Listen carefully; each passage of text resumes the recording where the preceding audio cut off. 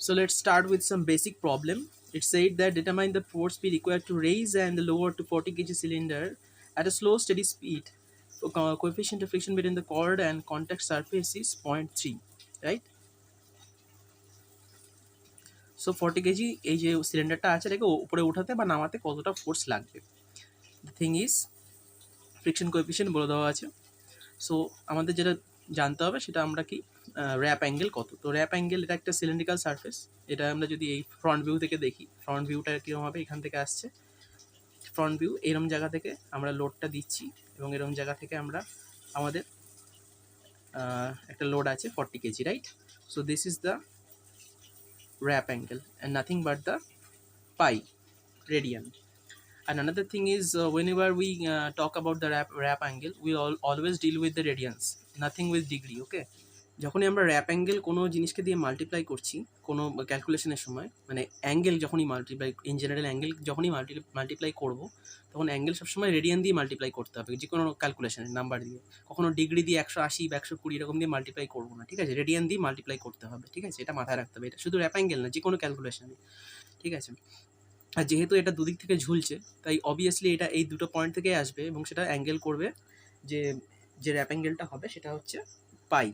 আমরা রেডিয়ান এটা কী পাচ্ছি? This is pi radian. Pi radian means 180 degree, right? আর এই ফোর্সটাই যদি এরকম হতো যে এরকম এক পাশে ঝুলছে একটা বডি আর একটা সিলিন্ডার আছে, মানে একটা শাফট আছে, শাফটের এই সাইডে আমরা যাচ্ছে, তখন কী হতো? এটা 90 ডিগ্রি র্যাপ অ্যাঙ্গেল করতো, রাইট? এখানে করছে 180 ডিগ্রি। যখন আমরা মোশনটাকে, মানে ধরো আমাদের বলেছে প্রথম ফার্স্ট কেস ইট রেইস, তখন সিলিন্ডারকে ওপর তুলতে হবে। সিলিন্ডার যদি ওপরে তুলতে হয় then P should be greater than 40 KG, right? মানে 40 কেজিকে যদি আমি 9.8 দিয়ে গুণ করি then the load will be what will be 40 into 9.8, approximately 400 newton, right? So P should be greater than that, otherwise লোডটাকে আমি উপরে তুলবো কী করে? দেন দ্যাট মিনস যে এখানে যে টেনশনটা প্রডিউস হচ্ছে সেটা এটা থেকে বড়, তার মানে P by 400 newton that will be equal to e to the power, mu এর ভ্যালু বলে দিয়েছে 0.3, so 0.3 into the theta is pi radian, right? Angle, wrap angle. এটা হচ্ছে ফার্স্ট অ্যান্সার। সেকেন্ড অ্যান্সার কি? যখন আমরা এটাকে নিচে নামাবো তখনও আমাকে ফোর্স অ্যাপ্লাই করতে হবে, কিন্তু অনেক কম করতে হবে, এবং সেই ফোর্সটা ভালো করে দেখো, মোশনটা যখন নিচের দিকে যাবে তার মানে 40 কেজি নিশ্চয়ই এর থেকে বেশি হবে। 40 কেজির যে লোডটা, সেই লোডটা যদি এর থেকে বেশি না হয়, যদি না হয় তাহলে তো সিলিন্ডারটা নিচের দিকে নামবে না। তাই মোশনটা যেদিকে হচ্ছে সেই দিকে ফোর্সটা বেশি, সেই দিকে সেটা হচ্ছে টাইট সাইড, সেই দিকে আরও বেশি ফোর্স লাগছে। সেটা মাথায় রাখতে হবে যে মোশনটা কোন দিকে হচ্ছে। তো মোশন যখন নিচের দিকে হচ্ছে তার মানে 400 ওপরে, সেটা মোশন টাইট টেনশনটা, এখানে টেনশনটা তার মানে বেশি, তার মানে কম যেটা আছে সেটা P. 400 by P is equals to e to the power 0.3 into pi. এটা আমাদের সেকেন্ড অ্যান্সার। তো পি আমি এখান থেকে একটা পাবো আর পি আর আমরা এখান থেকে একটা পাবো। So this minimum amount of P we require to raise or lower the load, right? Now second problem. So আমাদের নেক্সট প্রবলেম হচ্ছে একটা ব্যান্ড ব্রেকের প্রবলেম। এই প্রবলেমগুলো ইউজুয়ালি আমরা মেশিন ডিজাইনে যখন পড়ি তখন মেশিন ডিজাইনে প্রবলেমগুলো সলভ করতে হয়, যেগুলো তোমরা এখন অ্যাডভান্স লেভেলে যদি এখন এই জিনিসগুলো সলভ করো তাহলে তোমাদের অনেক এগিয়ে থাকবে জিনিসগুলো। মেকানিক্সে অনেক রকম প্রবলেম আছে যেগুলো পরবর্তীকালে তোমাদের আবার পড়তে হবে, সেগুলো আরও ডিটেলসে। সেরকম একটা প্রবলেম আমি এই জন্য জিনিসটা চুজ করেছি, এই প্রবলেমটা। Counter clockwise movement 1500 poundage is applied to the flywheel and counterclockwise. If you mu is between the band and the wheel is 0.2, compute the minimum force P necessary to prevent wheel from rotating, right? So আমরা কি করি, প্রথমে হুইলটার free body ডায়াগ্রামটা আঁকি, তারপরে এই যে এটা শাফটটা, এটা রয়েছে, রডটা রয়েছে, তার ফ্রি বডি ডায়াগ্রামটা আঁকবো, তাহলে আমরা ক্যালকুলেট করতে পারবো জিনিসটা ইজিলি। সো প্রথমে হুইলটা দেখি। This is the wheel where a moment is applied, right, which is 1500 pound, and so there will be a tension here and another tension is here.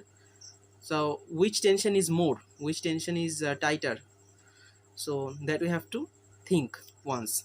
This is a counterclockwise movement, right?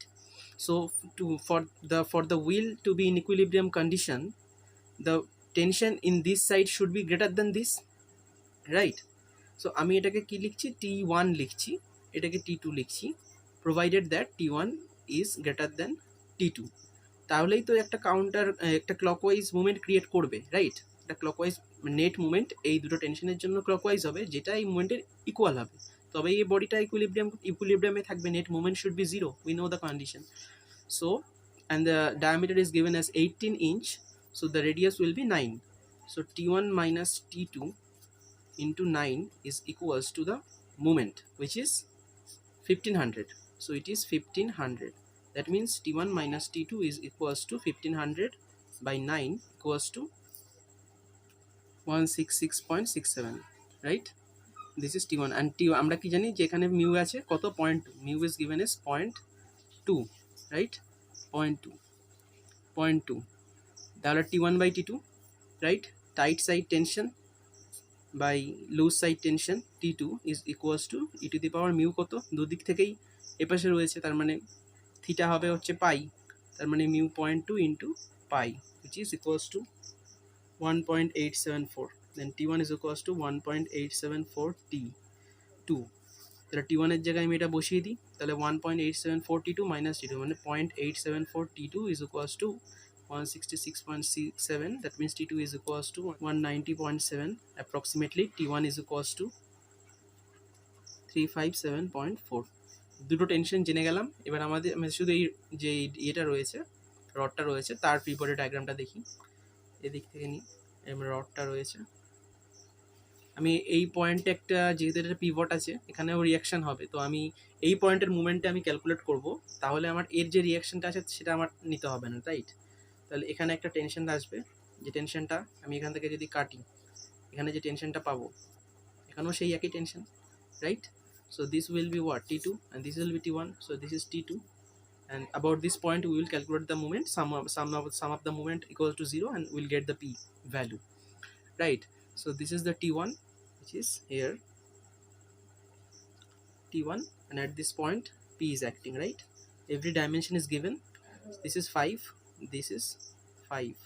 From P to this is what, 26, right?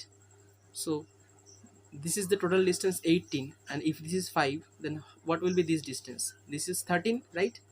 So this is 13, পুরোটা তাহলে diameter তো 18, নিশ্চয়ই বুঝতে পারছো। তাহলে আমি P এর ভ্যালুটা আমি ক্যালকুলেট করি, net movement clockwise movement positive ধরছি, তাহলে P into 26 about this point, right? This point, summation of point O is equals to 0. This is the point O, right? Is equals to 0. So P into 26 clockwise minus T into 13 T1, sorry, T1, this is counterclockwise and this is also clockwise, plus T2 into 5 is equals to 0. Then P will be T1 into 13 minus T2 into 5 divided by 26. T1 is given as 357, right? 357.4 into 13 minus T2 is, T2 what I got, 190.7 into 5 divided by 26, which is coming to be 142. So the load what we have to apply is 142 pound. The unit you should take care of unit, okay? 142 pound, otherwise everything will be wrong. So 142 pound force we have to apply, the minimum force we have to apply to prevent the wheel from rotating. This is the answer, right? This was some basic problem from the friction side.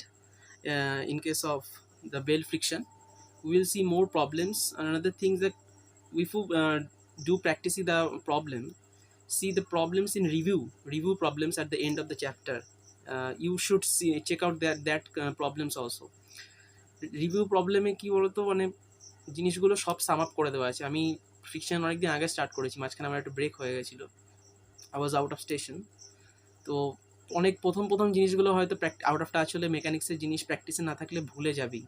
So review প্রবলেমে তোমাদের প্রতিটা আলাদা আলাদা টপিকে, একটা ফ্রিকশনের ভেতরে অনেকগুলো টাইপের টপিক আছে না, সো সেই সমস্ত টপিকের একটা মিক্সড কম্বিনেশন, মিসেলেনিয়াস একটা এক্সারসাইজ রিভিউ প্রবলেম আছে, ওগুলো করবে। আর রিভিউয়ের নিচে আরেকটা আছে, সেটা কম্পিউটার প্রবলেম ফর কম্পিউটার, এরকম দেওয়া থাকবে কম্পিউটার। সেগুলো সেই জিনিসগুলো তোমার বুঝতে পারবে, কিন্তু সেগুলো সলভ করাটা ম্যানুয়ালি পসিবল না। অনেকগুলো জিনিস আর অনেকগুলো প্রবলেম আছে, সেগুলো করার দরকার নেই। সেগুলো স্টার দিয়ে দেখবে, স্টার দিয়ে আছে, সেগুলো কম্পিউটার ওরিয়েন্টেড প্রবলেম, সেইগুলো জিনিস করার দরকার নেই। রিভিউয়ে যে কটা আছে সে কটা করো, প্র্যাকটিস করো, সেগুলো ঠিক আছে। That is enough for any chapter in statics. So after completing the friction, we will go to the truss. আপাতত ফ্রিকশনের আরও কিছু ভালো ভালো প্রবলেম আমি করবো, যেগুলো খুবই প্রবলেম, এমনগুলো খুব ক্রিটিক্যাল জিনিস, মানে প্রবলেমগুলো হয়তো একটু ক্রিটিক্যাল মনে হতে পারে, সেগুলো রয়েছে এরকম এরকম একটা জিনিসগুলো। So thanks for watching the video and stay tuned. We'll we'll solve more problems of friction at the review stage, like miscellaneous problems of friction. So thanks.